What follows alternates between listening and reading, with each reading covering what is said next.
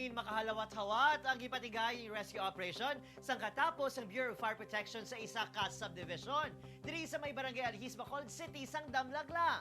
Apang hindi tao kundi ido nga nahulog sa 65 katapak nga buho ang ila maid-id nga ginkuha. Ginatawag kay Cookie. Inyang ginpinagiyahan ni Consolacion Herbias. Mga isa na ini kasimana nga nadula. Sa bulig sa Bureau of Fire Protection, nangin madinalagon.